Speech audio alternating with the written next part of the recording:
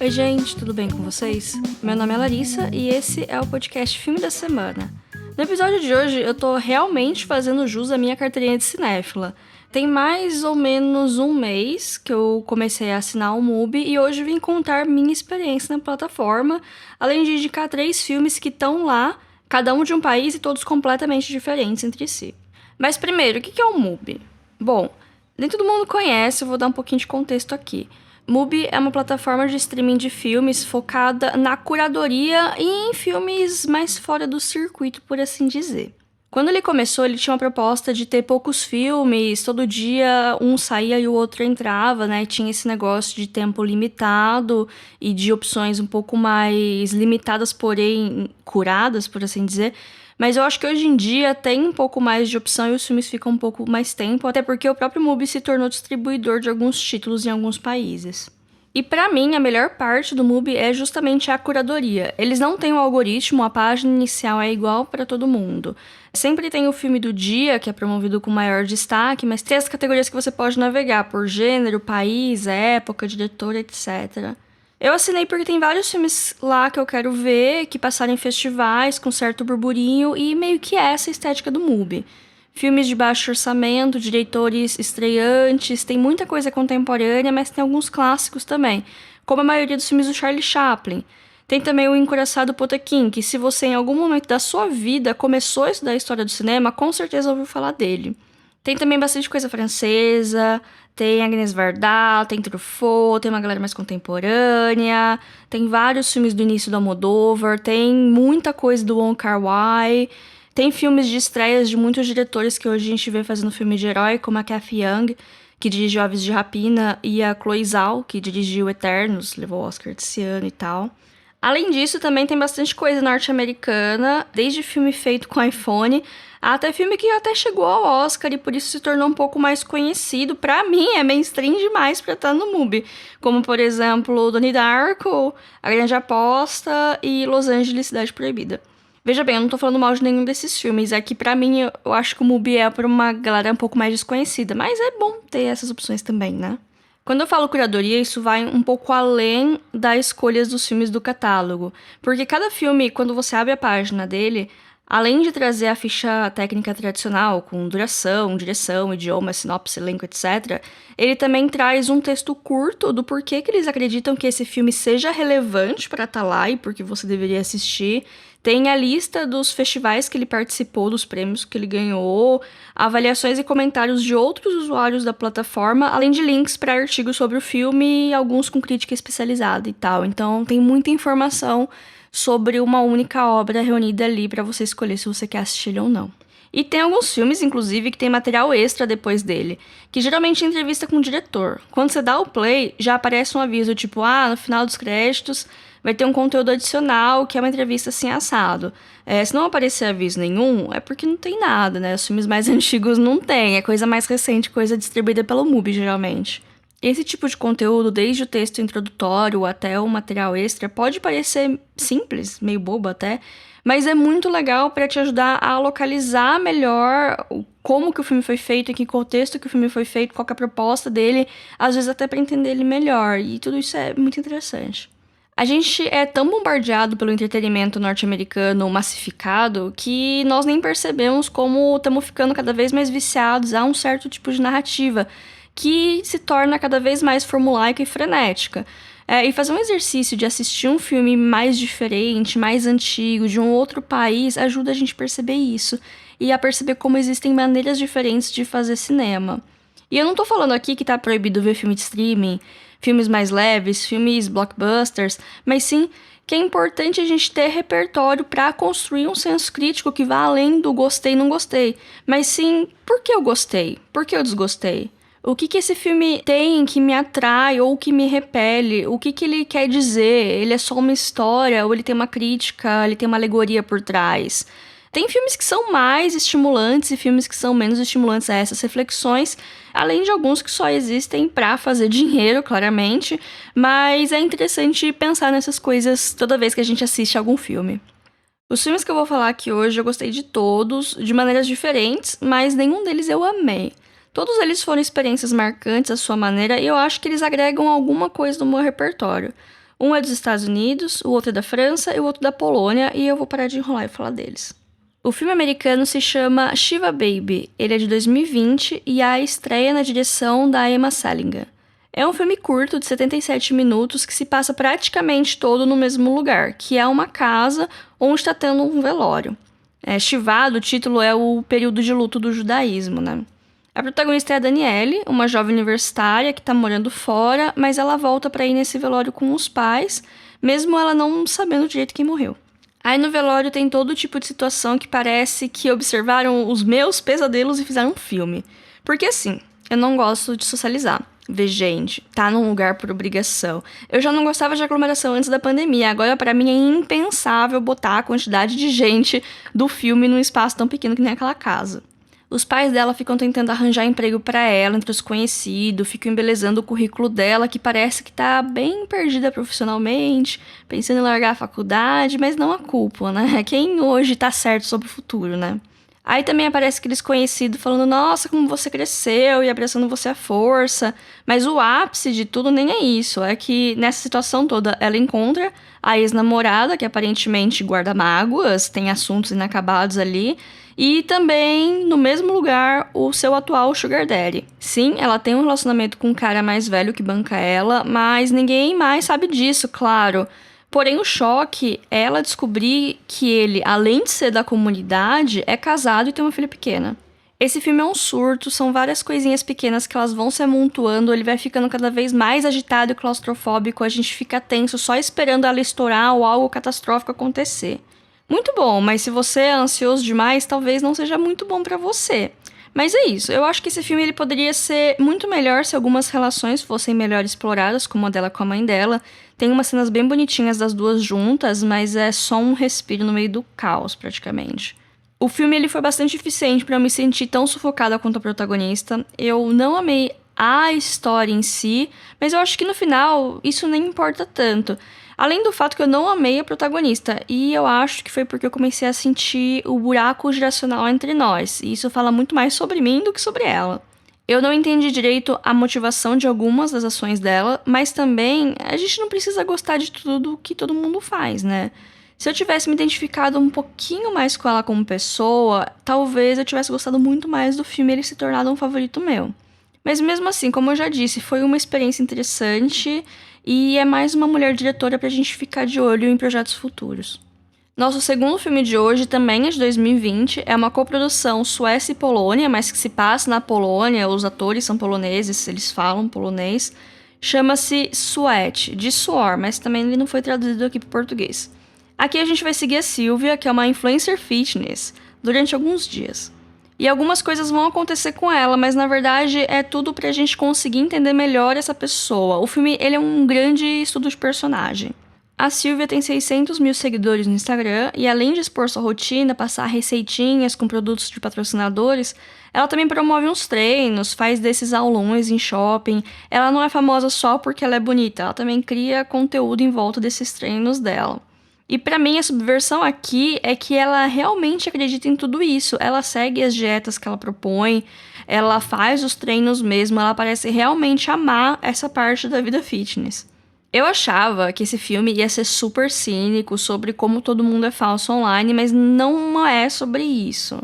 É muito mais sobre como criamos personas, não apenas em redes sociais, por mais que esse seja o foco, mas sim em todas as nossas interações humanas. A gente é uma pessoa em casa, outra pessoa no trabalho, outra pessoa com os nossos pais, com os nossos amigos, etc. Por trás de um rostinho bonito e animado, tem uma mulher solitária com dificuldade de se conectar até mesmo com sua própria família. O filme passa uns 3 dias com ela e eu fiquei pasma como ela faz muita coisa nesse meio tempo. Eu não sei se foi uma crítica de porque nas redes sociais a gente sempre tem a impressão que tá todo mundo fazendo muito mais coisa que a gente, se divertindo mais, e por isso ela faz tanta coisa em tão pouco tempo, ou se é pra mostrar que a profissão dela demanda essa rotina toda cheia de coisas diferentes que ela mal tem tempo pra respirar. Até porque hoje em dia ainda existe uma dificuldade de entender qualquer trabalho que não seja o convencional de ficar 8, 9 horas por dia no mesmo lugar. Ou talvez esse seja o modo de vida normal do ser humano e eu que tô estranhando porque eu odeio sair de casa. Ai, a pandemia só piorou minha fobia social. Eu gostei muito de como a personagem foi construída e de como eu consegui gostar dela, sentir empatia e até mesmo alguma identificação em alguns aspectos da vida dela. Assim, só pra esclarecer pra quem não conhece, eu sou, tipo, a pessoa mais longe de uma vida fitness, por assim dizer. Eu não sigo esse estilo de influencer. Na verdade, eu não sigo ninguém que é muito grande no Instagram, não sei, não me conecto com esse tipo de conteúdo, né? Mas consegui me conectar com essa personagem que não existe. Uma das coisas que eu mais gostei desse filme, no geral, foi que ele não tenta demonizar as redes sociais como o grande mal da sociedade. Ele joga uma reflexão pra você, mas esse mesmo tipo de história poderia ser contado, sei lá, 50 anos atrás, sobre uma atriz mega famosa com os mesmos problemas que ela tem. Talvez a questão aqui não seja a internet, mas sim a exposição e a demanda por mais exposição e sempre mostrar a perfeição, que é impossível no ser humano. Tanto que o pontapé inicial da história é um vídeo da Silvia que viraliza, que é uma sequência de stories, na verdade, que ela quis desabafar um pouco, porque ela estava se sentindo muito sozinha e acabou se emocionando, saindo algumas lágrimas aí. Daí tem uma chamada de atenção de um patrocinador que tem medo que essa reação dela manche a marca. E também tem toda uma situação de uma entrevista que perguntam pra ela, se num tom bem jogador, se ela precisa mesmo compartilhar tudo o que acontece com ela, se não existem limites, assim, do que ela deveria compartilhar pra manter a imagem dela, por assim dizer. Sendo que ela não fez nada de errado, né? No filme também se desenrolam outras coisas, tem ela com a família dela, que não entende direito o que ela faz, tem toda uma situação com o Stalker que pra mim foi a parte menos satisfatória, principalmente o desfecho, mas eu ainda acho interessante como que ela reage com as coisas que acontecem com ela. O filme ele foi filmado de uma maneira bem interessante, porque as cenas elas são um pouquinho mais longas do que você esperaria que elas seriam. É tipo, acaba a ação que tá acontecendo, e a gente imagina que a cena vai cortar, mas ela continua lá por alguns minutos a mais, focando principalmente na protagonista pra gente ver a reação real a ela a essas coisas que acontecem. Tem várias coisinhas nesse filme que elas aparecem, aí eu achava que ia pra um lugar e no fim acontecia algo completamente diferente. E tinha umas situações que elas pareciam que elas iam piorar e gerar todo um caos, e no final elas se resolvem meio que rápido. Eu acho que muito disso é vício mesmo em outros tipos de narrativa que a gente tem. É normal identificar padrões e esperar por eles, e por isso o que eu falo que é importante pra gente ter referências diferentes de tipos de cinemas diferentes, de jeitos diferentes de contar histórias, né? Concluindo aqui, eu não amei o filme, mas eu achei ele muito interessante, uma experiência ótima, recomendo assistir. Antes de falar do último filme de hoje, se vocês se interessaram, ficaram curiosos com o MUBI e querem testar, manda um e-mail pra mim no podcast filmedasemana@gmail.com ou uma DM no nosso Instagram @filme.da.semana com o seu e-mail. Eu nunca pensei que ia promover algo semelhante a um esquema de pirâmide, mas deixa eu explicar que faz sentido. Enquanto eu tô assinando o MUBI, eu tenho tipo cupons com 1 mês de teste pra distribuir pra amigos. E quando alguém cria uma conta assim, do meu convite, eu ganho 1 mês de graça a mais. Então, vocês ainda podem aproveitar para conhecer esse streaming diferentão e ainda ajudar a financiar o projeto Lari Cinéfila. O último filme de hoje ele é francês e ele é uma loucura, que é o mínimo que eu espero do cinema francês. Mesmo assim, eu confesso que eu ainda esperava um pouco mais do que o filme me entregou pelo que eu vi na sinopse, né? Eu nunca tinha ouvido falar dele, até que eu vi uma colega postando sobre, fui atrás, fiquei curiosa, e foi assim que eu assinei o MUBI, gente. Foi esse filme que me fisgou. No caso, o nome dele é Jack no Reino das Mulheres, de 2014, dirigido pelo Hadi Satuf, que além de cineasta, é também quadrinista. Aqui no Brasil ele tem publicado pela Intrínseca as 4 partes do quadrinho O Árabe do Futuro, que é semi-biográfica, mas na França, aparentemente, ele é super premiado e trabalhou vários anos para a revista Charlie Hebdo, é aquela que sofreu atentado alguns anos atrás. Então já dá pra perceber que ele é um cara muito ligado no visual e também no tom satírico das coisas. Por isso que faz sentido esse filme, que é uma grande sátira. Ele reconta a história clássica da Cinderela num cenário distópico, onde as mulheres governam esse país, um governo militar e autoritário, enquanto os homens são subjugados, tem um código restrito de vestimenta, que é um véu que cobre o corpo, tem uma coleira, todo mundo se alimenta de um mingau nojento, cada casa tem uma torneira para esse abastecimento, é um negócio bizarro.